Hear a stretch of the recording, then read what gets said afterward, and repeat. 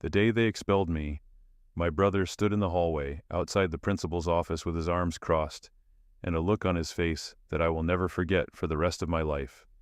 It wasn't shame, it wasn't guilt, it wasn't even embarrassment. It was satisfaction.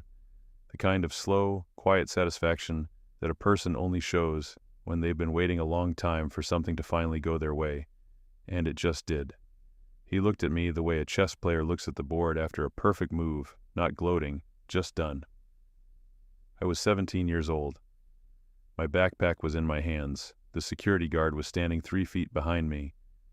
And Paige, the girl I'd spent the last 8 months believing was the first real thing in my life, was standing just behind my brother, her eyes cast down at the floor in a performance of regret so flawless, I almost believed it myself. Almost. The principal handed me a formal notice of expulsion, academic misconduct, theft of school funds, theft, misuse of institutional resources. He read every line in a voice so flat and bureaucratic it felt surreal, like I was watching someone else's disaster from across the room. My mother sat in the chair beside the desk with her face in her hands. My father stood near the window and said nothing. He didn't look at me once. That was when I understood something that no one warns you about when you're a teenager. The worst part of a betrayal isn't the moment it happens. The worst part is the silence of the people who should be defending you, and aren't. I didn't say anything. I took the paper. I walked out. And I want you to understand something before I tell you the rest of this story. I want you to understand it clearly because it matters. I didn't fight back that day. I didn't argue, didn't produce a defense, didn't even demand a proper investigation. I walked out of that building with a document in my hands that said I was a thief and I let them believe it, not because I was weak, because I was already thinking 15 years ahead. I need to say this plainly so there's no confusion going forward. Everything you're about to hear is real. The betrayal was real. The exile was real. The years of working night shifts with my hands bleeding from dishwater and stacking shelves until 4 a.m. while studying in the car during breaks. That was real. And what I built quietly over 15 years, using nothing but time and discipline and one cold, methodical strategy, that was real too. 15 years after the day they expelled me, I walked back into a boardroom in that same city. My brother was sitting at the head of the table. Paige was sitting beside him, and behind me were lawyers representing an investment fund that, at that moment, controlled the majority of their company's outstanding debt. I placed a folder on the table. Inside that folder was everything. I want you to hold that image, because this story is about what happened between those two moments, and I promise you the distance between them is not what you think it is. Let me tell you about growing up with Derek Sullivan. If you had met my brother at 16, you would have understood immediately why everyone loved him. He was tall the way athletes are tall, not awkward, not still growing into himself, but already fully arrived, like he had skipped the uncertain years entirely and gone straight to being the version of himself that other people envied. He played hockey at a level that drew scouts. He had the kind of laugh that made people lean toward him at parties. Teachers didn't just like him. They trusted him. They gave him responsibility. They told him things they probably shouldn't have told a student. Our parents were good people. I want to say that clearly because it matters. They weren't cruel. They weren't deliberately unfair. But they were proud in the specific way that parents of exceptional children become proud. A little blinded, a little dependent on the reflection. My father had built a mid-sized commercial real estate and investment firm over 30 years from almost nothing, and Derek was supposed to be the continuation of that. The proof that what he'd built would outlast him. Every trophy Derek brought home, every award, every report card, every coach's compliment. My father collected these things like evidence in a case he was building about the meaning of his own life. I was the younger son. The phrase my parents used, not cruelly, genuinely without malice, which in some ways made it worse, was, "Learn from your brother." I heard it about grades. I heard it about sports, about social skills, about how to talk to adults, about how to handle pressure. Every time I came close to doing something notable, the frame around it was Derek. Not as competition, as standard, as ceiling. What that phrase does to a person over time is this. It doesn't make you angry. Anger is clarifying. What it does is quieter. It teaches you to observe instead of perform. It teaches you to measure instead of celebrate. It teaches you to become extraordinarily good at watching other people and understanding exactly what they want, because nobody is paying close enough attention to notice what you're doing. I became the kind of person people underestimate on purpose. That, as it turned out, was the most useful thing that ever happened to me. Paige Monroe transferred to our school in February of junior year. She arrived the way some people arrive, without announcement, without drama.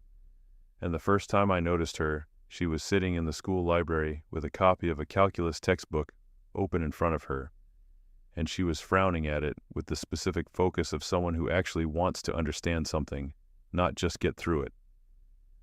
I remember that detail vividly. In our school, that expression was rare.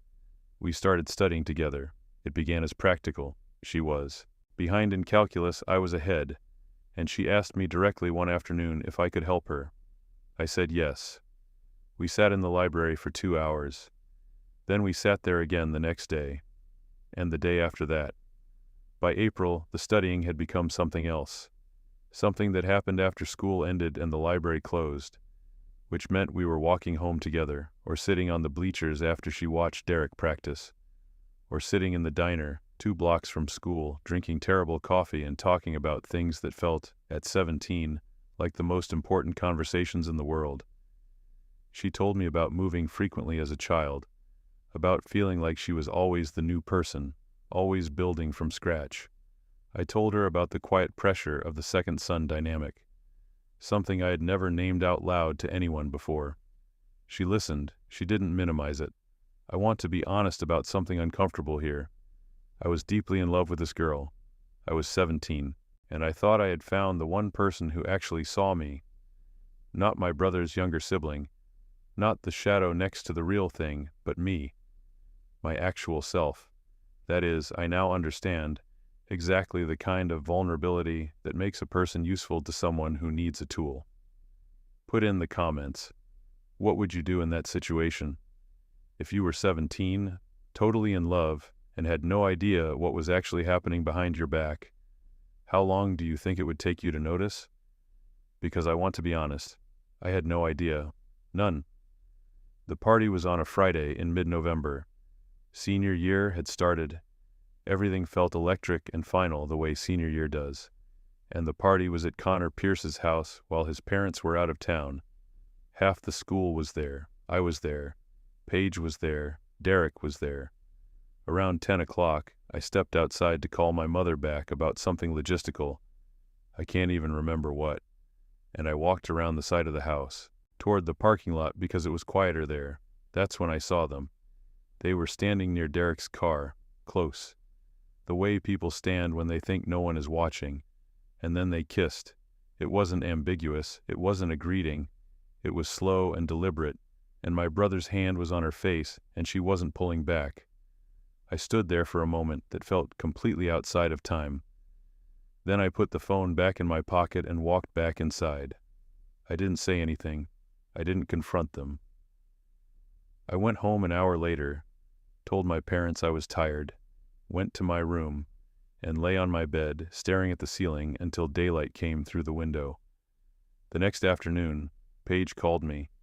She said it had been a mistake. She cried, or produced the sound of crying. She said she didn't know why it happened. She said she was sorry.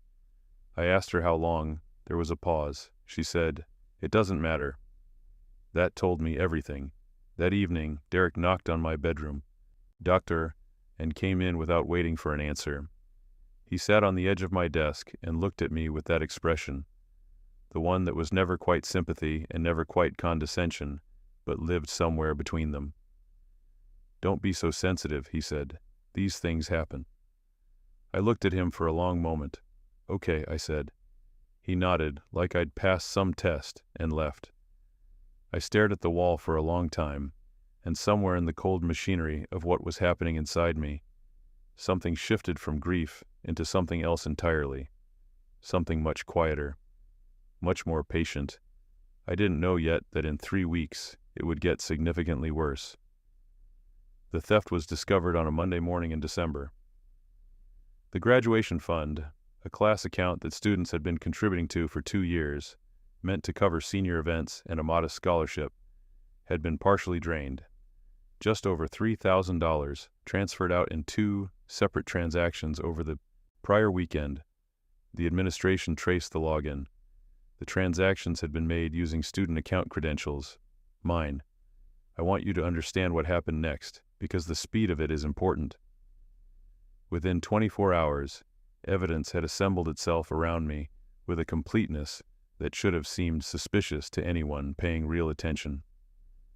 Within 48 hours, 2 statements had been provided to the school counselor and the district review board. One from Paige, who told them I had been talking recently about my family's financial pressure, that I had mentioned my father's business was struggling, that I had seemed stressed and desperate. One from Derek, who corroborated her statement with the careful precision of someone who had rehearsed it. He mentioned that I'd seemed erratic and unlike myself in recent weeks. He mentioned he was concerned. He said this with the face of a worried older brother. I know because I was in the room when he said it. Our parents, sitting across from the principal and 2 school board representatives, were completely blindsided. My mother's face was white. My father looked at me with an expression I had never seen on him before. Not quite belief, not quite doubt, but somewhere in the territory of devastating uncertainty. That expression hurt me more than anything else in that room. I said nothing. I said it wasn't me. I said the login had been used without my knowledge. I said I didn't know how the transactions had occurred.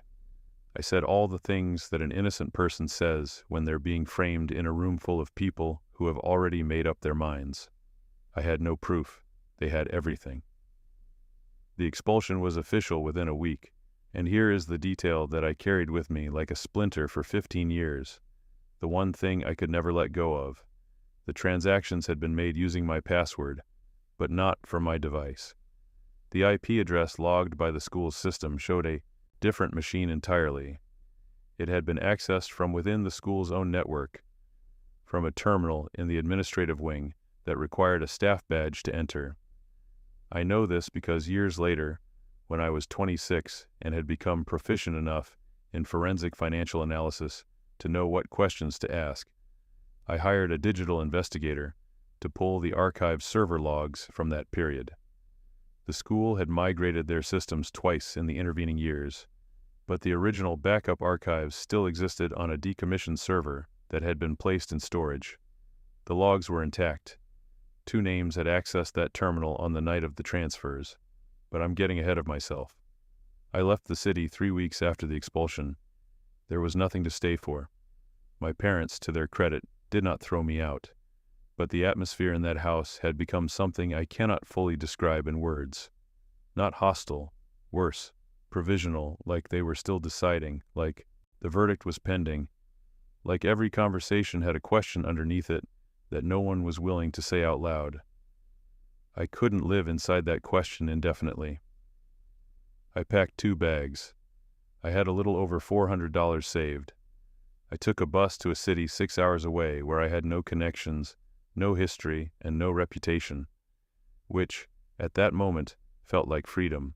It was not freedom, not yet, but it was the beginning of the only kind of freedom I was ever going to build, the kind you make yourself from nothing over a very long time. Put in the comments if you had been in my position at 17 with almost no money and a record that said you were a thief in a new city with nobody to call. What would your first move have been? Because I've thought about this a lot since then. I wonder sometimes if I made the right choices in those first years. I wonder if there was a faster way. I'm genuinely not sure there was. The first job was in a hotel kitchen, dishwasher, midnight to 8. The pay was just above minimum. The conditions were what you imagine. Heat, noise, the specific fatigue of standing on concrete for 8 hours while your lower back develops opinions. I came home at 9 in the morning, slept until 2, and spent the afternoon in the public library with a community college catalog and a legal pad where I had written down the most important question I had ever asked myself. What is the most leveraged skill I can acquire in the shortest time with the least institutional gatekeeping? I wasn't asking this abstractly. I was asking because I had a specific problem. I needed to build power, real power, not the social currency of charm or the borrowed authority of a family name. Mathematical, structural, irreversible power, the kind that cannot be taken from you by a story someone tells about you because it lives in things, assets, positions, control, that exist independent of anyone's opinion. I spent a week in the library reading everything I could about financial systems, not because I was drawn to money in the abstract, but because money is language, and I had decided I was going to learn to speak it better than anyone I had ever known. The community college enrollment process was complicated by the fact that my high school record showed an expulsion for academic misconduct. I had to meet with an admissions counselor 3 times. I had to write a statement. I told a version of the truth, that there had been a dispute about evidence, that I believed the finding had been incorrect, that I was committed to demonstrating my academic capability in a new context. She looked at me for a long moment and then approved the conditional enrollment. I took every math and statistics course the college offered. I took introductory accounting. I took business law. I tutored other students on evenings when I wasn't working the hotel shift, which meant some weeks I slept 4 or 5 hours a night for months at a time. I stopped thinking about this as a sacrifice. I started thinking about it as training.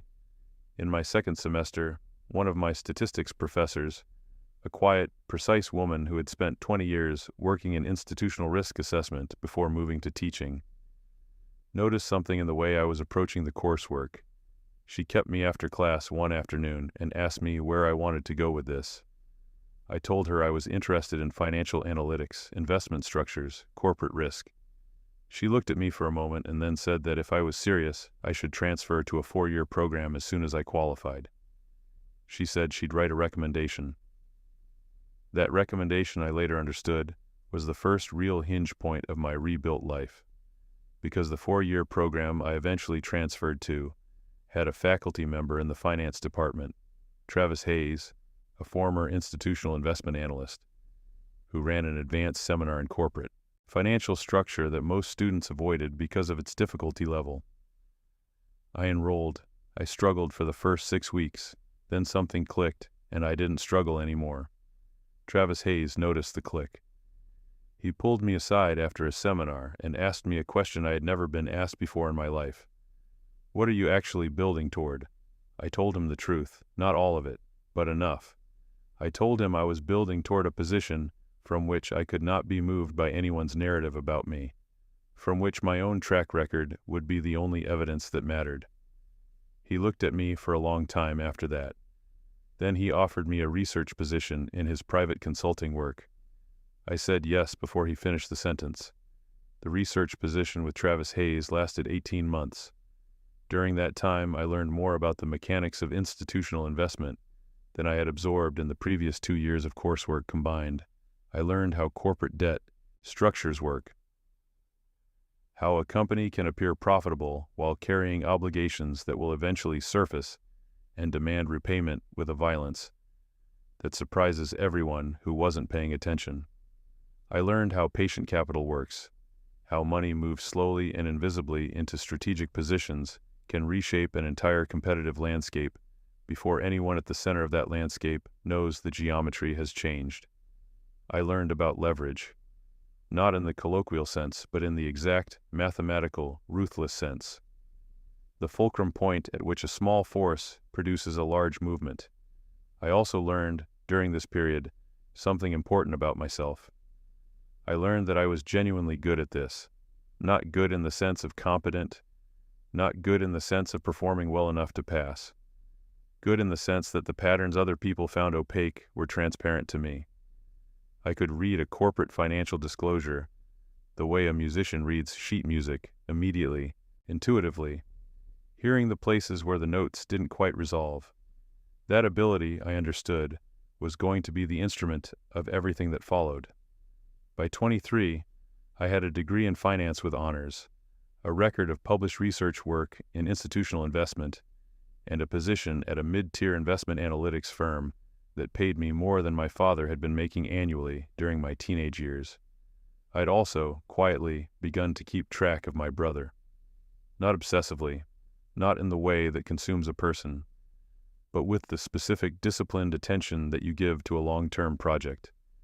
I was building a picture. I was building it slowly, over years, adding to it whenever new information surfaced. I wasn't ready to act yet. I was nowhere near ready to act. But I was learning to see the shape of what I was eventually going to do, the way you learn to see the outline of a building while the foundation is still being poured. Derek, from what I could observe through the various channels available to a person with financial research skills, had moved smoothly into the family company after college. My father had handed over operational control in stages, first a division, then a larger portfolio, then full executive authority when he retired at 62. The company was called Sullivan Commercial Holdings, and under Derek's leadership, it had expanded aggressively, entering new markets, taking on significant debt to fund acquisitions, presenting a profile of growth and ambition that, to anyone reading the public filings carefully, contained several warning signs that were being very deliberately papered over. Paige had married Derek 4 years after my expulsion. They had 2 children. She appeared on the company's social media occasionally, the perfect supporting figure in the perfect life. She wore expensive clothes and attended charity events and smiled in photographs with the practiced ease of someone who had been performing for a long time. I looked at those photographs sometimes and felt nothing. That absence of feeling, I think, was the moment I knew I had become who I needed to be. I need to tell you about the years between 25 and 32, honestly, because there is a version of this story I could tell that makes it sound clean and intentional from the start. A master plan executed with flawless precision. That would be a lie. The truth is messier and, I think, more interesting. At 25, I had a clear objective and almost no ability to act on it. The gap between where I was and where I needed to be was enormous. I was working an analyst job in a city far from my hometown, earning a good salary but without the kind of capital base that would allow me to begin the positioning I needed to do. The family company was worth tens of millions. The debt structures I would need to acquire to gain leverage over it were institutional-scale instruments that were completely out of reach for someone at my level. So I stopped thinking about the endgame for a while. I stopped looking at the destination and focused entirely on the next step. The next step was accumulation. I spent 3 years at the analytics firm, doing work that was genuinely excellent and strategically unremarkable, because what I needed from that position was not prominence, it was contacts. Every person I met during that period was a potential connection in a network I was quietly building. Not dishonestly. I didn't manipulate these people. I simply worked harder than anyone else, produced better analysis than anyone else, and made myself valuable to people who would later be in positions to create opportunities. At 28, I was approached about a position at a boutique investment firm, Austin Reynolds and Associates, that managed alternative investment strategies for institutional clients. The firm was smaller than where I was, but the work was more complex and the compensation structure included a profit participation arrangement that, if I performed, would produce significantly more than my current salary. I took the position. I performed significantly. At 30, I made my first independent investment. It was small. I put $80,000 into a distressed commercial property in an industrial area that 3 separate analysts had written off as unrecoverable. I'd spent 6 weeks analyzing it and believed they were wrong about the recovery timeline. They were. I exited the position 14 months later, with a return that, while not dramatic, was enough to establish a track record outside my employer's portfolio. At 31, I registered a private investment vehicle. It was a legal entity, a fund structure, that existed entirely apart from my professional life. It had a name that said nothing about me. It had bank accounts and legal representation and a paper trail that connected it to no one named Sullivan. I gave it a name. I'll tell you the name, because you've probably guessed by now. I called it Meridian Capital Partners. That name would not appear in a single headline for the next 4 years, but I knew what it was going to do. Put in the comments, what would you have done differently? If you had 15 years and a mission this specific, would you have moved faster? Would you have tried to expose them directly with what you knew? Because I thought about that option.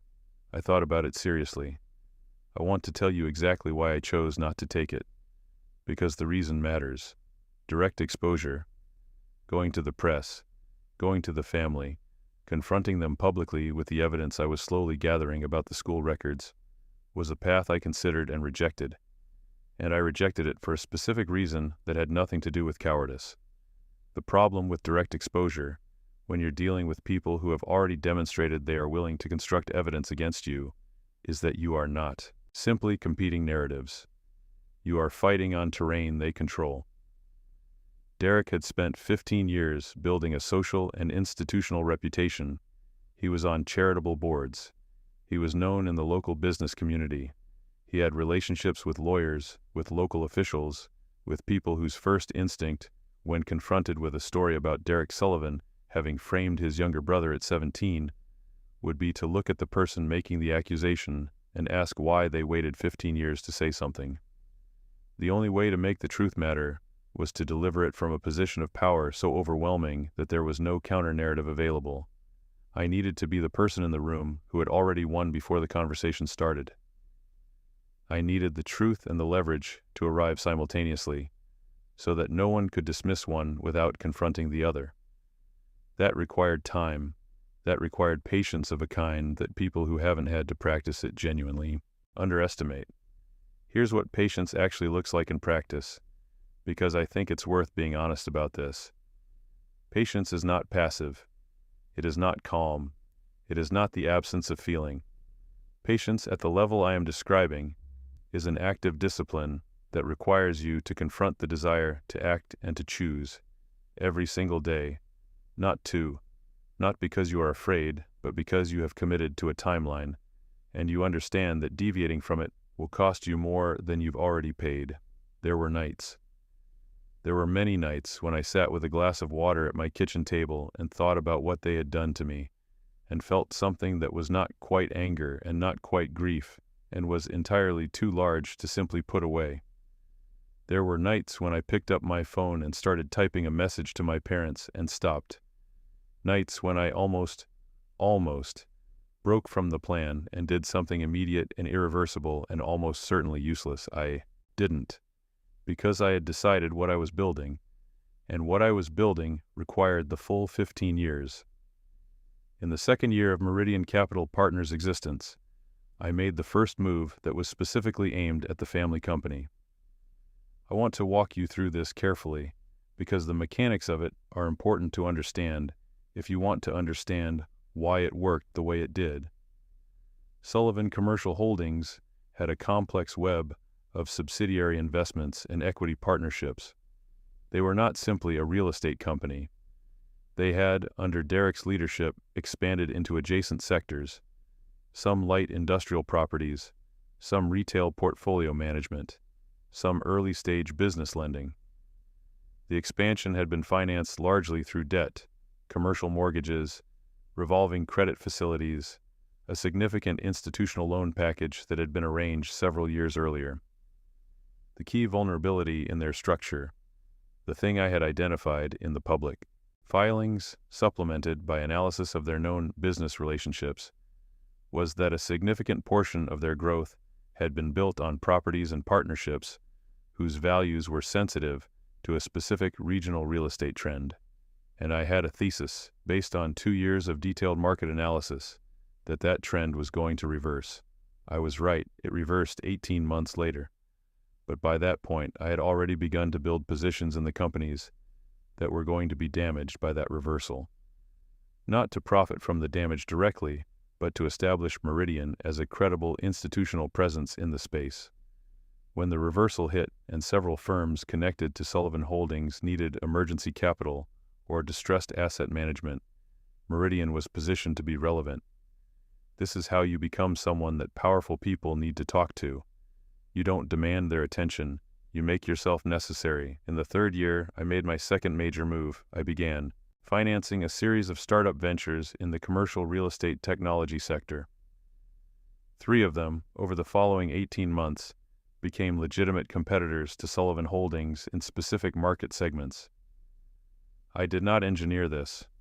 I simply identified founders with good ideas who needed early capital, and I provided it. The competition that emerged was organic. I just made sure it was well-funded. 2 of Sullivan Holdings' most significant regional clients noticed the new competitors. One of them switched vendors. Derek, from what I could observe through the company's public filings and through conversations in professional circles where his name sometimes appeared, was beginning to feel pressure. The filings from that period showed increasing short-term debt usage and a pattern of asset sales that, to a trained eye, looked like a company managing cash flow problems it wasn't prepared to disclose publicly. In the 4th year, I made the most consequential move of the entire strategy. Through a series of intermediaries, legitimate financial entities, banks, and brokers with no visible connection to Meridian, I began to acquire a portion of Sullivan Holdings' outstanding commercial debt. Not all of it. A strategically selected portion, the tranches that carried the most critical covenants, the ones where a default or a demand for accelerated repayment would cause the greatest structural disruption. This is something I want to explain clearly, because it's the part that people sometimes struggle with when I describe it. I didn't steal anything, I didn't deceive anyone. Every acquisition was a legitimate market transaction. The debt instruments I purchased were available on the secondary market because, as the company's situation had deteriorated, some of the original lenders had grown nervous and were quietly looking to reduce their exposure. I simply provided the liquidity they were looking for. I bought their nervousness, and I sat on it, and I waited. Meanwhile, and this is the part of the story I don't talk about much, because it's the part that doesn't fit neatly into any narrative, there was a life happening. I had an apartment. I had friends, real ones, people I had met through work and through the years of building that were not connected to the plan in any way. I had evenings that were not about strategy. I dated a woman named Dana Cooper for about 2 years. She was a civil engineer. She had an extraordinary laugh. She was completely unsuitable for my life at that point, in ways we both understood, but were both slow to admit. When we ended things, it was mutual and sad and adult, and I sat with the sadness for a while, without trying to convert it into fuel for something. I say this because I want to be clear. I was not a machine. I was not living exclusively inside this project. A person who lives only inside a project becomes the project, and then when the project ends, there is nothing left of them. I watched enough people burn themselves into nothing over the years to understand that. But there was always, underneath whatever else was happening in my life, that folder. The digital one, maintained across 3 encrypted backups in different locations, containing every piece of evidence and every element of the strategy in organized, methodical detail. I updated it every 6 months. Every 6 months, I opened it, reviewed the current state, noted what had changed, and made a decision about whether to accelerate, hold, or modify any element. For most of those years, the decision was hold until the 5th year, when the decision was begin. The trigger was a filing. Sullivan Holdings filed a routine quarterly report that, to a casual reader, looked like every other quarterly report they had filed. But to me, reading it against the specific backdrop of everything I knew about their position, it was a distress signal. The numbers that mattered weren't the top-line revenue figures or the headline occupancy rates. The numbers that mattered were in the footnotes: deferred payments, extended debt covenants, a restructuring of one of their primary credit facilities that had been disclosed in the minimally required language and was clearly intended to attract as little attention as possible. They were in serious trouble, more serious than their public presentation suggested, and the trouble was accelerating. I hired a forensic accounting consultant.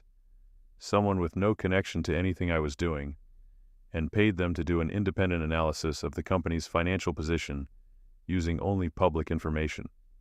Their report took 6 weeks and confirmed what I already believed. Sullivan Holdings was in a deteriorating spiral. Under normal market conditions, they had perhaps 18 months to 2 years before a combination of debt obligations and declining asset values would produce a crisis that could not be managed quietly. I had 18 months to finalize the architecture. The last pieces of the strategy came together over the following year.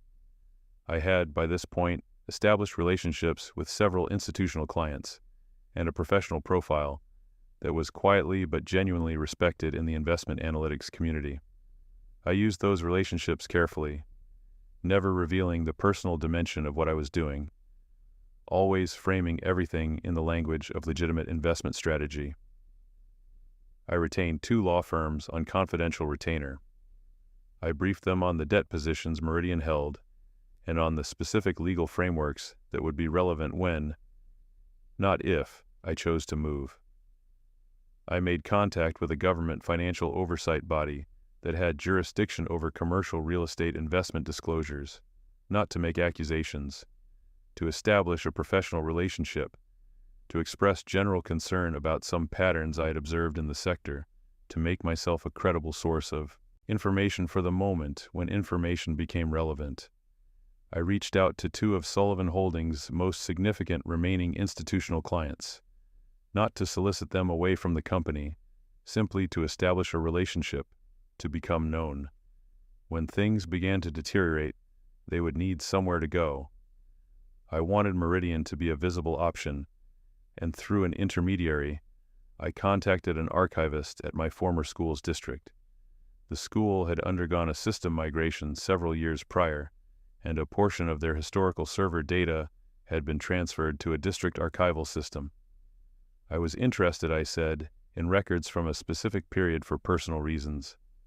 I was willing to pay for a proper record search. The archivist, who was professional and thorough, located the archive server logs within 3 weeks. I paid for certified copies. I read through them in my apartment on a Tuesday evening in late autumn. The entries were exactly what I had suspected. For 15 years. Access to the administrative terminal. Timestamp coinciding precisely with the transfer window. A login credential. A session lasting 4 minutes and 37 seconds. And 2 names associated with the 2 badge swipes used to access the restricted area that night. Derek Sullivan, Paige Monroe, as she was registered in the school system at the time. I sat with those documents for a long time, not in triumph, not in anger, in something that was close to stillness. The kind of stillness that comes when something you have carried for a very long time finally comes to rest. Then I put the documents in the folder. I updated the strategy file, and I began to prepare for the final phase. Put in the comments. When you imagined this moment, what did you picture? Because I'll tell you what I actually felt, and I think it might surprise you. It wasn't joy. It wasn't even relief. It was something more like completion. The way you feel when you solve a very long equation and the 2 sides finally balance. The answer was what you expected. The work it took to get there was the point. I scheduled the board meeting through the intermediaries that Meridian used for its communication with Sullivan Holdings. The request was routine on its face, a major debt holder requesting a strategic review meeting with the board. Companies in Sullivan Holdings' position received these requests regularly. They were never comfortable meetings, but they were standard procedure. They couldn't refuse without triggering a default clause. The meeting was set for a Thursday. On the Wednesday before the meeting, I did 3 things. First, I sent a detailed, formally compiled disclosure package to the government financial oversight contact I had cultivated. The package contained evidence of financial reporting irregularities in Sullivan Holdings' public filings, specifically undisclosed loss provisions and a pattern of asset reclassification that constituted, in the opinion of the forensic accounting firm I had retained, a violation of the disclosure requirements governing publicly registered investment entities. I did not pressure the contact. I did not ask for a specific action. I simply provided the information and noted that it related to a company that would be presenting publicly in the near future. They would know what to do with it. Second, I contacted Sullivan Holdings' largest remaining institutional client, a property management group that had been in partnership with the company for several years, and provided them with a summary analysis of the company's financial position, not as a solicitation. As a professional courtesy, the kind that investment professionals extend to people they respect, to give them time to protect their own interests. The client's response came within 4 hours. They were initiating a formal review of the partnership and would be in touch. Third, I sent 2 envelopes, both sent by a courier service delivered for receipt the following morning. One to the Sullivan family home, my parents' address, where my mother still lived after my father's death 3 years earlier, and where I knew Derek still visited regularly. One to the home address of my brother's senior legal counsel. The envelope to my parents contained a simple letter, with the school server log documents attached. The letter was factual. It explained what had happened 15 years ago and what the documents proved. It did not ask for anything. It did not demand an apology. It simply said, "Here is what was done to your son, and here is the proof." The envelope to the legal counsel was the certified school records, accompanied by a note indicating these documents would be discussed at the following morning's board meeting. Then I went home. I ate dinner. I slept 7 hours. In the morning, I put on a suit, picked up my briefcase, and drove to the building where Sullivan Commercial Holdings had its offices. The conference room on the 14th floor of the Sullivan Holdings building was everything I expected and nothing I had prepared for emotionally.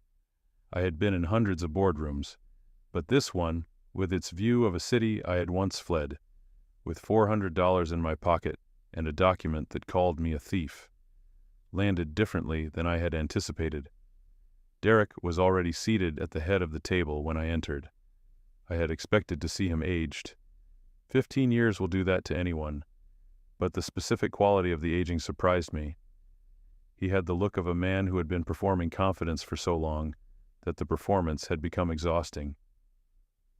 The natural athleticism was still there in the frame of him, but it sat under something heavier now. He looked, I thought, like a person who had been waiting for something bad to arrive, and was now simply tired of waiting. Paige was seated to his left. She looked up when I came in. For a moment, just a moment, her face showed something that wasn't quite recognition. It was something more complex, something I can only describe as a person realizing that a calculation they made 15 years ago had turned out to be very, very wrong. There were 4 other board members, 2 lawyers, 2 financial advisors. They were all watching me with the specific wariness that people in distress situations develop for anyone who enters the room with apparent calm. I introduced myself. I sat down. I placed my briefcase on the table, but did not yet open it. For approximately 40 seconds, the room was completely silent. Then the door at the back of the conference room opened, and 3 individuals entered in succession. They were not with me. They came through a different entrance, announced by the building's front desk. They were representatives of the government financial oversight body, bearing formal documentation of a regulatory inquiry that had been initiated. As it happened that same morning, a murmur went through the room. Derek's lawyer leaned toward him and said something I couldn't hear. Simultaneously, Derek's phone on the table in front of him lit up, then Paige's, then one of the board members. I knew what the calls were. The institutional client, having reviewed my analysis overnight, had instructed their legal team to send formal notification of contract termination. The first call was the client. The second, moments later, was from one of the company's primary lenders, whose loan covenant contained a material adverse change clause that the regulatory inquiry had technically triggered. The room went from murmur to something that was not quite chaos, but was not far from it. I sat through all of it without moving.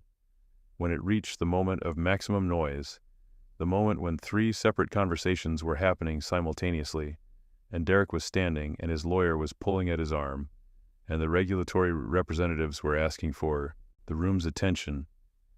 I opened my briefcase. I removed the folder. I placed it on the table in front of me. The room gradually went quiet. Derek looked at the folder. Then he looked at me. I think that was the first moment he actually recognized me. Not recognized my face. He had seen my face when I walked in, but recognized what my being there meant. Recognized the shape of what was happening. 15 years ago, I said, you decided I was the perfect scapegoat. My voice was even, completely even. I had not planned that quality. It simply arrived, the product, I suppose, of 15 years of practice at not letting emotion run ahead of clarity. You needed me out of the family. You wanted something that belonged to me. And you needed someone to take the fall for what you'd done with the graduation money. Money you took, incidentally, because even then you were building a habit of using other people's resources to cover your own shortfalls. Derek said nothing. He was very still. Today, I said, I just finished the story you started. I opened the folder and slid the first document set across the table, the financial irregularities, the accounting violations, the undisclosed loss provisions. Then I slid the second set across, the school records, the server logs, the timestamp, the badge access record, the 2 names. Page made a sound that was not quite a word. The board members looked at the documents, then at Derek, then at me. Derek sat down.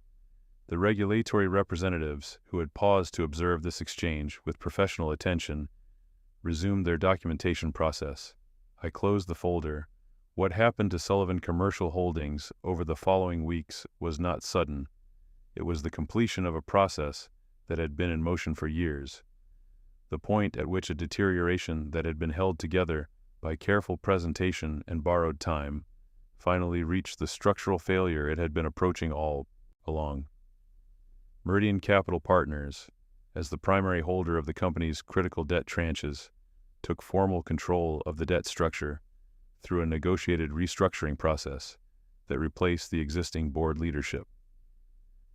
Derek was removed from the chief executive position as a condition of the restructuring. The terms were not punitive. They were simply the terms that a debt holder is entitled to set when a company cannot meet its obligations. The criminal aspect, the financial reporting violations that the regulatory investigation had been triggered by, moved through its own separate process. I had no involvement in that process. I had simply provided information to people who had jurisdiction. What they did with it was their professional responsibility. But the thing that mattered most to me, the thing I had thought about more than any other single element of what I was doing, was what happened when the school records reached my family. My mother called me on the morning after the board meeting. I had been expecting the call, but I had not been prepared for the quality of her voice. I cannot describe it in full. It was the sound of a person confronting something that had been wrong for 15 years, and understanding, for the first time, the complete weight of what that wrongness had cost. She said my name. She said it twice. I said, "Hi, Mom." She began to cry. Not performatively, the way people cry when they have been carrying something they didn't know they were carrying, and it is suddenly put down. I sat with the phone against my ear for a long time and let her. My father had died 3 years earlier of a stroke. He had never known the truth. That is the part of this story I cannot find a way to make clean. The one person whose opinion of me had mattered most, whose silence in that principal's office had cut more deeply than anything else. He died without ever knowing that his judgment had been wrong, that I had not been what they said I was. I don't know what to do with that. I've carried it for a long time. I don't think I'll ever put it down entirely. Derek called me 6 weeks after the board meeting. It was a number I didn't recognize, but I had been expecting contact of some kind. I let it go to voicemail. He left a message that lasted 3 minutes and 40 seconds. I've listened to it once. In it, he explained things, justified things, said words like complicated and you have to understand and it wasn't supposed to go that far. He said he hoped we could eventually talk. I never called him back, not because I was still angry, not because I hadn't processed what had happened, but because there is nothing he could say that would change anything, and there is nothing I need from him, and there is no version of a conversation with Derek Sullivan that would add anything to my life. Some doors once closed don't need to be reopened. They don't need to stay closed out of anger. They can stay closed simply because there is nothing on the other side. Paige sent a message through a mutual acquaintance, a lawyer who had been involved in the restructuring and apparently knew someone who knew someone. The message said she would like to explain some things, that it was more complicated than it looked, that she was sorry. I didn't respond to that either. I'm not sure what she expected. Perhaps she thought that the girl from junior year who had studied calculus with me in the library still had some presence in my mind, some residue of feeling that she could reach. Perhaps she had been counting on that residue for 15 years, the way people sometimes count on the vulnerability of others as a kind of permanent safety net. If so, she had miscounted. I want to tell you this part carefully because this is the part that the cleaner versions of this story skip, and I think skipping it is dishonest. I won. I won completely by every measurable standard I had defined. At 17, the frame came apart. The truth was documented and delivered. The company fell under control I had built specifically to take it. The people who had made me into a scapegoat were sitting in the rubble of exactly what they had constructed, and the architect of that rubble was me. And I want to tell you what winning felt like. It felt like nothing, not emptiness. I want to be precise here. Not depression, not disappointment. Winning felt like the moment after you finished a very long, very difficult piece of work. There is a relief. There is a completion. And then there is the absence of the work, which you notice for the first time because you've been living inside it for so long that the space it occupied doesn't refill immediately. I was 32 years old. I had spent 15 years building a life around a specific destination. I had arrived at that destination. I was standing in it. And I was discovering, as anyone who has ever planned a very long journey discovers at the end, that the journey had changed me in ways that the destination itself couldn't account for. I had become someone who was very good at patience and very good at strategy and very good at maintaining focus over a long timeline. These are genuinely useful qualities. They had built me a life that was, by any external measure, extraordinary. But they had also, and this is the part I think about more than I admit, made me less equipped for things that require the opposite qualities: spontaneity, trust, the willingness to be seen before you have established complete control of the narrative around yourself. Dana, the civil engineer, she had told me this, in different words, when we ended things. She had said that she felt like she was always talking to a person who was simultaneously having a different conversation in their head. A longer one, a more important one. She wasn't wrong. She was describing something real. I just hadn't been ready to hear it as a problem rather than a feature. I've thought about that differently since. I sold a portion of Meridian's holdings in the Sullivan portfolio 18 months after the restructuring. Not all of it. Some of it I held for strategic reasons, but enough to realize a return that was, in purely financial terms, the result I had worked toward. The number isn't the point. I mention it only to say that the plan worked in the technical sense. The financial engine of it produced what it was designed to produce. What I did with the money is what I think about more often. I established two things. One was a scholarship fund at the community college where a statistics professor had looked at a 17-year-old with an expulsion on his record and decided he was worth a recommendation. The fund supports students who have a gap in their academic record for any reason, a disruption, a mistake, a circumstance, and who demonstrate the capacity and commitment to rebuild. It doesn't ask for explanations. It doesn't require a clean record. It simply provides resources to people who are building from a complicated starting point. The second thing I established was an archive donation to the school district, a digitization grant to preserve historical records, including administrative logs, security records, and financial documentation. The kind of records that, if they had been more systematically maintained 15 years ago, might have been available in a way that changed everything much earlier. I didn't announce either of these. I didn't hold a press event. I didn't send the information to anyone. I just did them, quietly, and went back to work. My mother and I talk every week now. It took some time. She needed to process what she had learned, and I needed to decide how to be in a relationship with her that wasn't carrying the weight of all those years of silence. We got there. It was careful and slow, and sometimes painful, and I'm glad we did it, she asked me once, during a conversation about a year after everything, whether I had any regrets about how I handled it, about the 15 years, about the patience. I thought about it for a long time before I answered. I regret that Dad didn't know, I said. I regret that I couldn't give him that. She was quiet for a moment. He knew you, she said. Whatever he thought happened, he knew you. I hope she's right. I genuinely don't know if she is. The last time I saw Derek, actually saw him in person, was at a professional event approximately 2 years after the board meeting. He was there representing a much smaller venture, something he had put together after the restructuring. He looked smaller than I remembered him being. Not physically, something else. The quality of someone who has been in a large space and now occupies a smaller one and hasn't entirely adjusted to the change in dimensions. He saw me across the room. We made eye contact. He looked away first. I turned back to my conversation and didn't think about him again for the rest of the evening.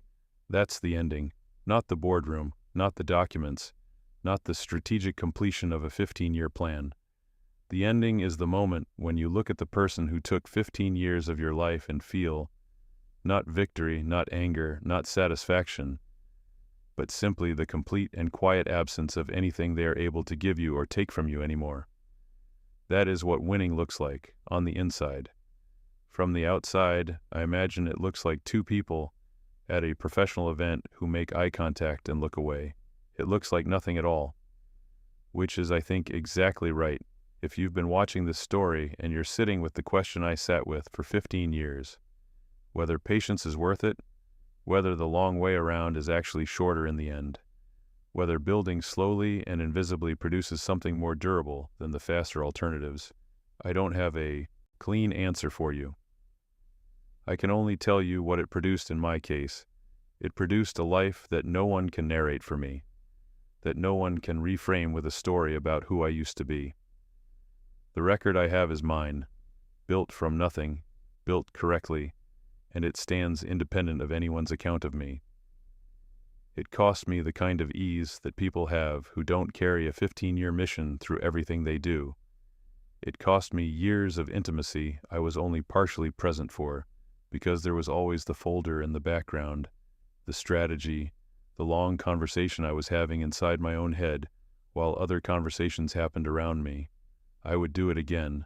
I'm not certain I should have. I hold both of those things at the same time now. Derek Sullivan's company is gone. The version of him that walked through the world assuming he would never face the thing he did is gone. The architecture he built on the foundation of what he did to me collapsed because that foundation was always going to be too unstable to hold. He thought 15 years ago, when he watched me walk out of that principal's office, that the story was finished. He didn't understand that he had simply handed me the first page. The second son built what the first son couldn't protect, and I'm still building. Put in the comments, what do you think I should have done differently?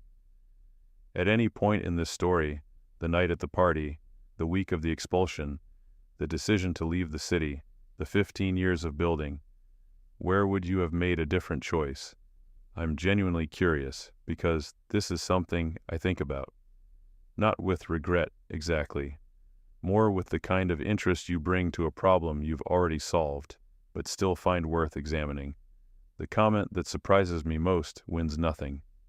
It just makes me think, and at this point in my life, that's enough. I want to go back to the hotel kitchen for a moment, because I glossed over it, and that isn't fair to the truth of what those years were.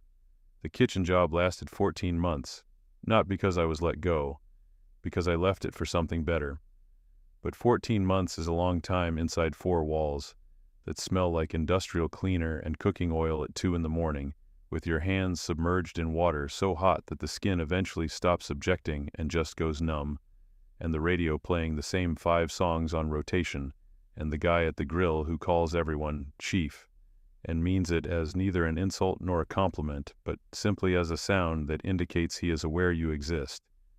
His name was Jordan Brooks. He had been working that kitchen for 9 years. He was 41 years old. He had a daughter in middle school who he saw on weekends. He talked about her the way people talk about the thing that makes everything else worth it. He told me once, at around 4 in the morning when the rush was over and we were cleaning down the surfaces, that the secret to any long job was to find the one thing in it that you could actually control and get very good at that one thing, and let everything else be noise. I thought about that a lot. I still think about it. He also told me in the same conversation that he had noticed I was always reading something. He wanted to know what. I showed him the community college catalog. He looked at it for a moment and handed it back. Finance, he said. Smart. Everything runs on money, even when it shouldn't. Jordan Brooks is the only person from that period of my life I think about, with something close to warmth, uncomplicated by everything else. He wasn't connected to what I was building.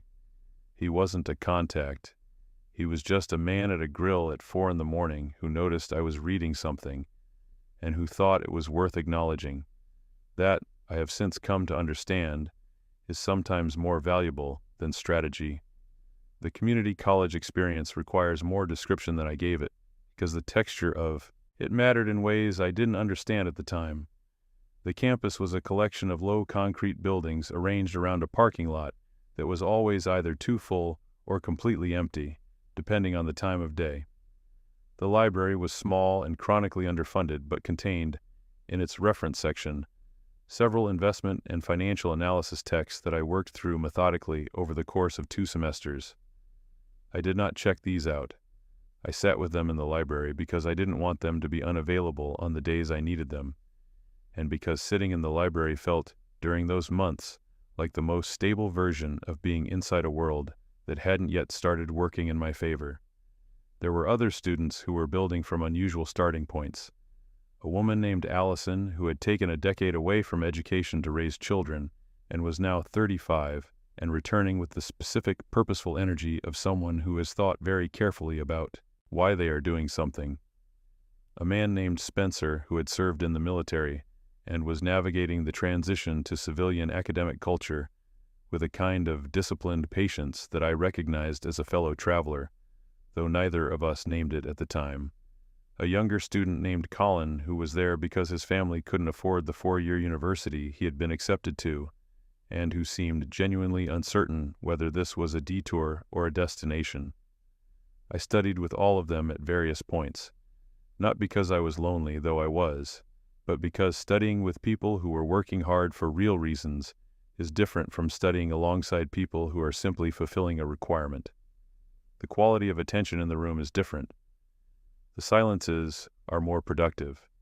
It was during one of these study sessions with Spencer, we were working through a business law module, that I first articulated out loud to another person the general shape of what I was eventually going to do, not the specifics, not the target, but the concept, a long-term financial positioning strategy aimed at gaining controlling leverage over a specific set of corporate interests, an invisible accumulation over a sustained period, a final convergence point where multiple instruments arrived simultaneously. Spencer looked at me for a moment when I described this. "That's a war strategy," he said. I said I supposed it was. He nodded slowly. "War strategies take longer than people think, and cost more than people plan for," he said. "The ones who win are the ones who budget for both." I thought about that for a very long time afterward. The transfer to the 4-year program was not frictionless. The academic record issue, the expulsion, required a formal appeals process that involved submitting documentation, attending hearings, and making a case for conditional admission. I had learned by that point how to be precise under examination, how to give answers that were exactly what was asked, no more and no less, how to remain steady in the presence of people who were looking for a reason to make a negative decision. The transfer admission board consisted of 4 people, They reviewed my community college transcript, which was exceptional.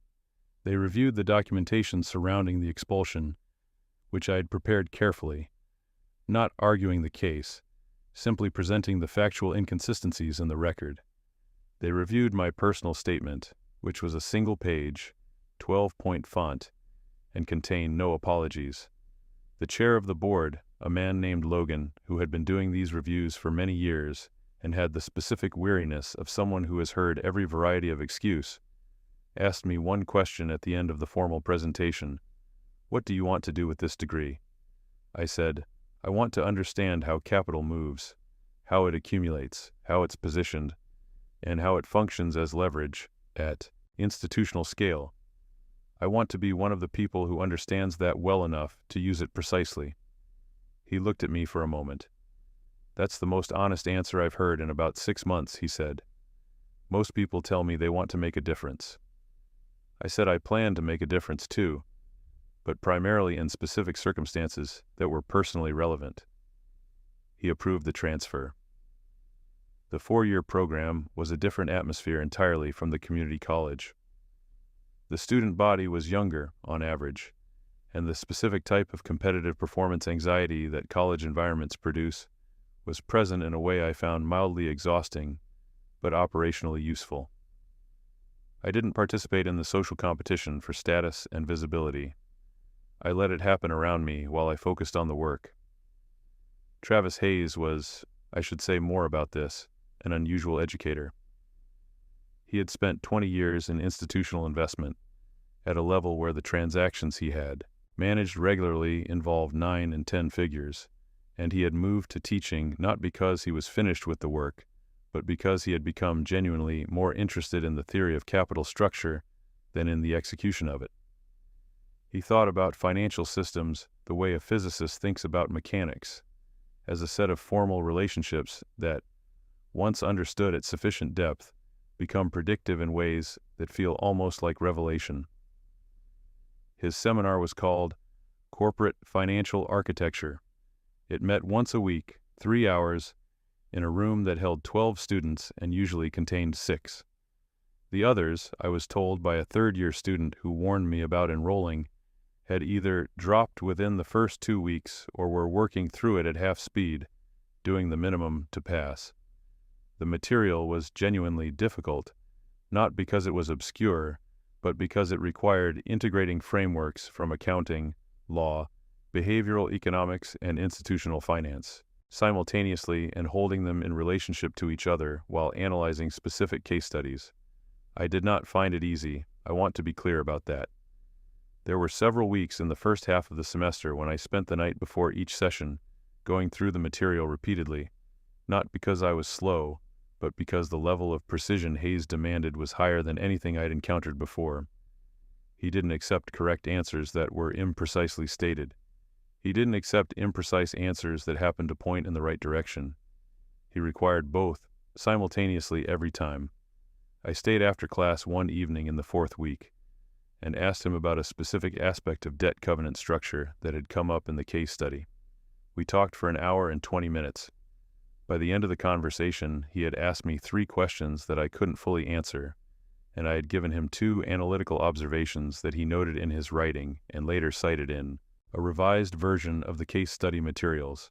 He offered me the research position 2 weeks after that conversation. Here is something I need to tell you about the research position that I have not mentioned, because it is embarrassing to admit, and also because it is important. In the 2nd month of working with Hayes, I nearly quit. Not because the work was too hard, because I was offered a full-time position at a financial services company that paid 3 times what I was making, including the research stipend, and required significantly less of me intellectually. The company was stable, the role was visible, the path it offered was clear and well lit, and would have produced, within 5 years, a comfortable career in corporate finance that bore no relationship whatsoever to what I was building toward. I sat with that offer for a week. I remember sitting at my kitchen table, my actual kitchen table, in a 1-room apartment I was renting at that point, with both options, written out on paper, the financial services job on one side, the research position, and the path it was opening on the other. The financial services job was the right choice by every conventional measure. More money, more security, less exposure, a normal professional trajectory. I turned it down. I want to be honest about why, because the clean version of this story would say I turned it down for strategic reasons, because I understood that what Travis Hayes was teaching me was worth more in the long run than the immediate compensation. And that's partly true. But the fuller truth is that I turned it down because taking the comfortable option felt like accepting the life that my expulsion was supposed to produce. The diminished life, the safe, small life that stays inside the lines, because it knows better than to reach further. I had been told, explicitly and institutionally, that I was the kind of person who stayed within the lines they were given. I was making a decision, every time I chose the harder path, that version of me was not the accurate one. That decision, that recurring decision, made dozens of times over 15 years, was, I think, the actual engine of everything, not the strategy, not the patience, not the fund structure or the debt acquisitions or the convergence architecture. The engine was the repeated choice to be the person I had decided to be, rather than the one the frame had constructed. Put in the comments, have you ever been given a frame? A story someone told about you that became the story other people repeated? I want to know, because I think more people carry this than admit to it. The question isn't whether you got the frame, the question is what you did with it. Travis Hayes and I have remained in contact throughout the subsequent years.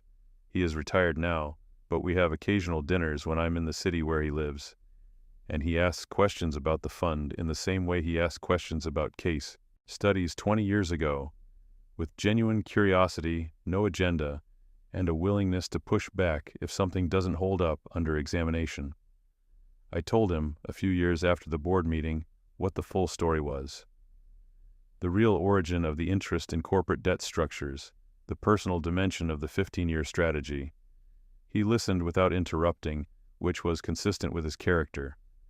When I finished, he was quiet for a moment. Then he said, "The application was remarkably disciplined. The underlying motivation was remarkably human." I asked him which of those things he found more interesting. He said, "The fact that you kept them from interfering with each other. Most people can't do that." I said I wasn't sure I'd done it as cleanly as he was suggesting. He said, "No, but you did it well enough." That, coming from Travis Hayes, was as close to high praise as I had received from anyone in the professional dimension of my life. I filed it carefully and have thought about it many times since. Let me tell you about the mistake I made in year 7, because I promised to tell you about the major strategic mistake, and I have been circling around it. In year 7 of building the fund, I made contact with a man named Eric Turner. He was a business journalist, mid-career, with a reputation for investigative work on corporate financial irregularities. He had written several well-regarded pieces on companies that had used opaque accounting to obscure serious problems, and he had a source network that extended into the exact industry sector where Sullivan Holdings operated. I approached him through an intermediary. I provided him with certain financial analysis, publicly available information, nothing that violated any disclosure requirements, that pointed toward the patterns in Sullivan Holdings filings. I did not identify myself. I did not reveal any personal connection. I presented it as a tip from a concerned professional observer. Eric Turner published a story 3 months later that was accurate, well-sourced, and came extremely close to identifying Meridian Capital Partners as a connected interest. That was not what I had wanted. I had wanted pressure, not exposure, not yet. The story spooked several of the fund's private investment positions and caused a restructuring of the intermediary layers that set the overall timeline back by approximately 9 months. I was furious with myself, not at Turner. He had done exactly what a good journalist does, with a credible tip. I was furious with myself for miscalculating the risk of using journalism as a tool when I wasn't yet in a position to control the narrative around it. I spent 3 days after the story was published conducting a detailed post-mortem analysis of the decision. Not to flagellate myself, to understand exactly where the miscalculation had occurred and what it revealed about a blind spot in my thinking. The blind spot, I determined, was this. I had been so focused on the financial architecture of the plan that I had underweighted the human element, the unpredictable behavior of other agents acting on their own intelligence with their own objectives. Turner was a professional with his own professional imperatives, and I had treated him as a tool, rather than as an independent actor with his own momentum. I recalibrated. I added a category to my risk assessment framework that I called third-party agency. The consistent reminder that any person I involved in the plan, however indirectly, would bring their own motivations and capabilities that I could not fully model. I did not make a similar mistake again. But I carry the memory of it because it reminds me that the plan, for all its care, was not perfect. I was not omniscient. I was a person making the best decisions I could with incomplete information. And occasionally I was wrong, and the consequences cost me time and adjustment. That is, I think, worth knowing. There is one more thing I need to tell you about the period of quiet rebuilding that I haven't addressed yet, because I think it is the part that people most often want to skip in a story like this. And it's the part that most directly explains how I was able to sustain the discipline for 15 years without losing the thread of myself. Somewhere in year 4 or 5, I couldn't tell you the exact moment, I stopped defining myself by what had been done to me. This sounds simple, it isn't. It is, I think, one of the more difficult psychological transitions a person can make, because the injustice that was done to you is, in a certain sense, the most vivid and clarifying story available. It explains why you are where you are. It explains the discrepancy between what you were supposed to be and what you currently are. It provides a framework for all of your effort and a justification for all of your sacrifice. The injustice is useful, it is motivating, it is structuring, and if you hold it too tightly for too long, it becomes the only story you have. It becomes the foundation of your identity in a way that means your identity depends on the injustice continuing to be relevant, which means, paradoxically, that you need the wound to stay open. I noticed this happening to me around year 5. I noticed that when I thought about the future, I thought about it primarily in terms of the plan, the convergence point, the final move, the board meeting that hadn't happened yet. I was not thinking about who I would be after the plan was complete. I was not building toward an identity that existed independent of the project. That realization was uncomfortable in a specific way that I found difficult to describe at the time. I can describe it now. It felt like looking down at the foundation of something you've spent years building and noticing, for the first time, that the foundation is smaller than the structure. I spent a significant amount of time, months probably, broken across years, working on the problem of who I was outside of the mission. It's not something I solved cleanly. I'm not sure it's something that gets solved. But the work of thinking about it, of investing in dimensions of my life that were not about the plan, the relationships, the work that was worth doing independently of its strategic value, the moments that were worth being present for without calculating their contribution to anything. That work changed the texture of the 15 years significantly. It also, I believe, changed the quality of the ending. Because when I walked into that boardroom, I was not walking in as someone whose entire identity depended on what happened next. I was walking in as someone who had a life that would continue regardless of how the day went. That detachment, genuine detachment, not performed calm, was the most powerful thing I brought into that room. You cannot be fully leveraged over someone who doesn't need you to break. Let me walk you through the 6 weeks before the board meeting in more detail, because the operational texture of it matters. I was living during those weeks in a state of what I can only describe as heightened but very quiet alertness, not anxiety. I had moved past the anxiety many years earlier, or had at least learned to work alongside it without being governed by it. But a sharpening of attention, a narrowing of focus, the specific quality that arrives when you have been preparing for something for a long time, and the preparation is now ending, and the thing itself is about to begin. I reviewed the strategy document for the last time 6 days before the meeting. I identified 3 contingency scenarios, 3 ways the meeting could deviate from the expected sequence, and prepared responses for each. I briefed the lawyers one final time. I confirmed the regulatory contact's timeline. I confirmed the institutional client's timeline. Then, I stopped reviewing. I put the document away. I went for a run, which I hadn't done in several months due to work intensity, and I ran further than I intended, and my left knee complained about it for 2 days afterward. I called my mother, not to tell her anything about what was coming, just to call. I had dinner with a friend who works in architecture and talked about nothing relevant to any of this for 3 hours, and it was one of the better evenings I'd had in a while. I was not numb. I want to be clear about that. I was not detached in the sense of not caring. I cared enormously.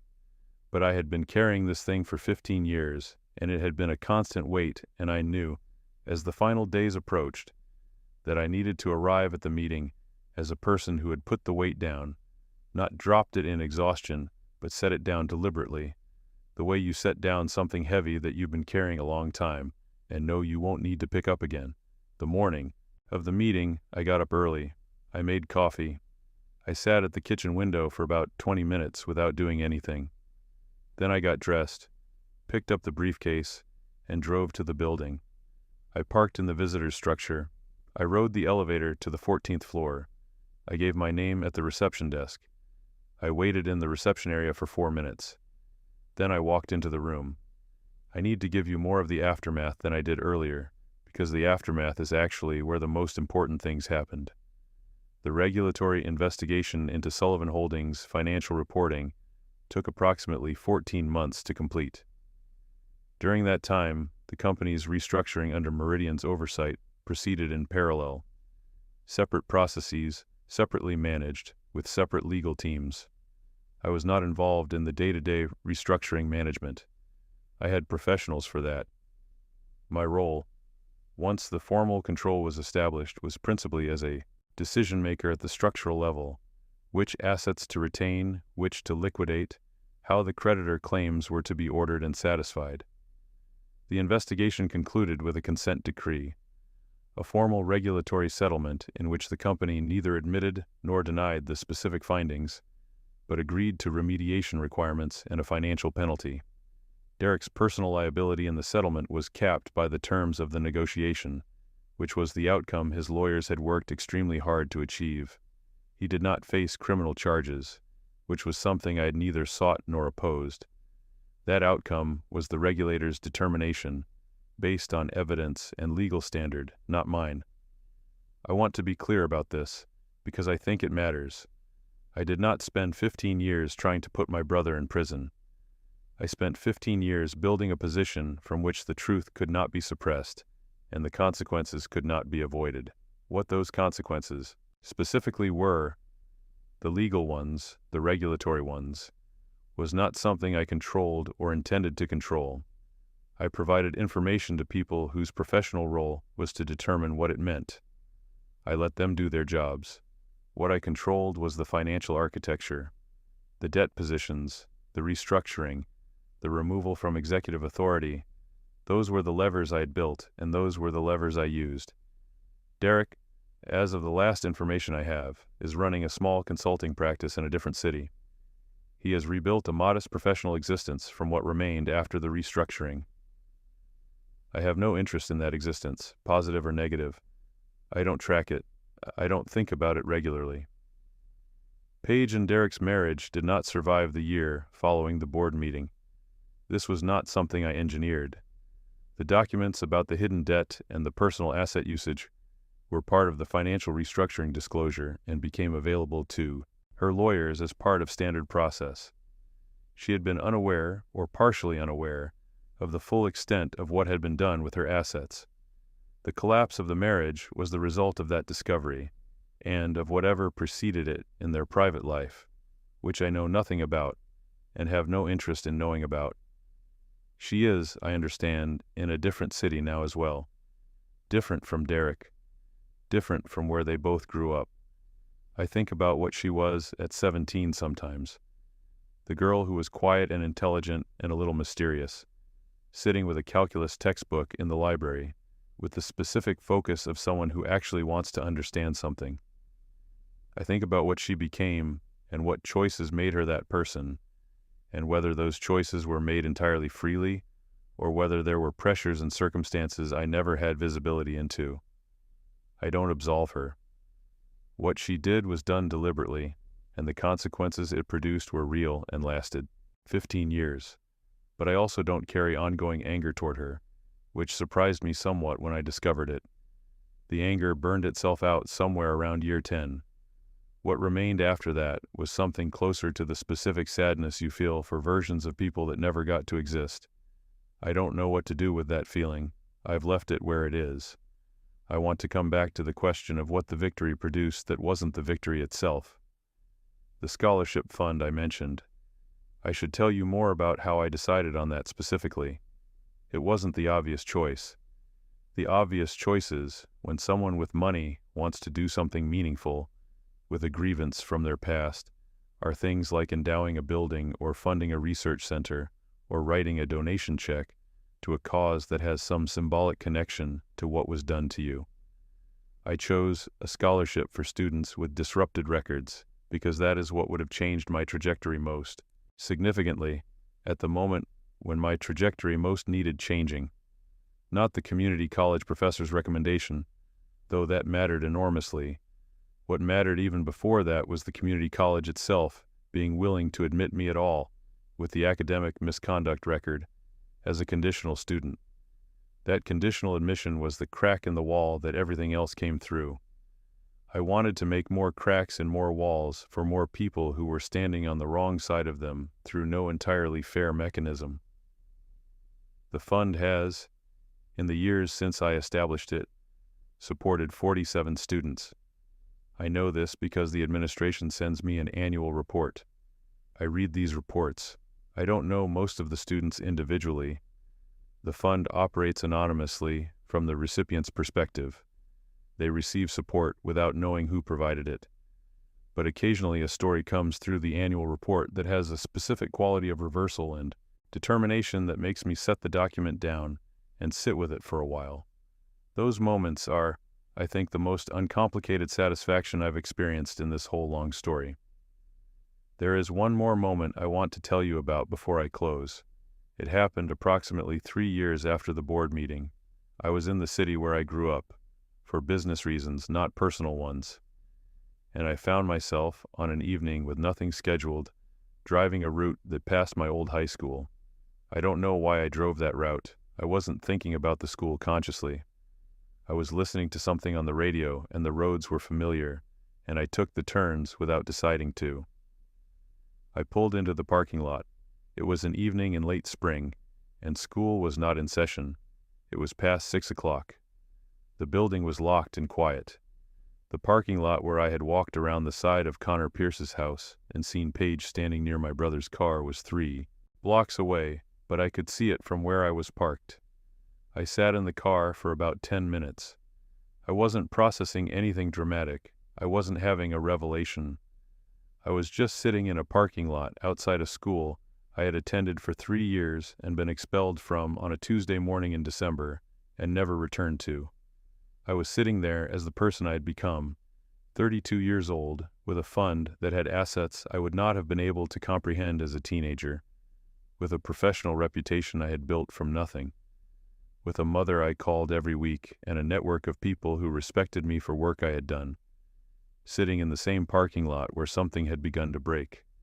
I thought about the 17-year-old who had walked out of this building with a document calling him a thief, and I felt, for the first time in a very long time, something that was not the mission and not the strategy and not the long conversation I had been having inside my own head. For 15 years, I felt something close to tenderness for that kid, for how much he had been asked to carry, and how little anyone had offered to help him carry it, and how far he had gone from that parking lot without ever quite leaving it until that evening.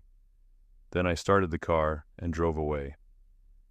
I didn't look back, not because of dramatic significance, just because there was nothing left behind me that I needed anymore.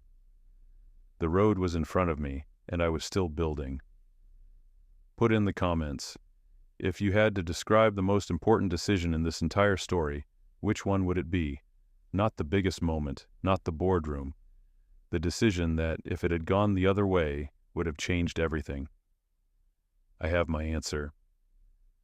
I'm curious whether you see the same one I do, because the answer I keep coming back to is not the one most people expect. It wasn't the 15 years. It wasn't the fun structure. It wasn't even the decision to leave the city at 17. It was the decision, sometime around year 5, to stop building for the mission and start building for the life. Because the mission without the life is just a wound that learned to walk, and I needed to be something more than that. I think most people who've carried something like this for a long time, a wrong that needs a long time to make right, understand what I mean by that, even if they've never articulated it. You survive the wrong, you build the answer, but you have to also, somewhere in the middle of all of it, build the person who will still be standing when the answer arrives. That's the hardest part, and no one warns you about it.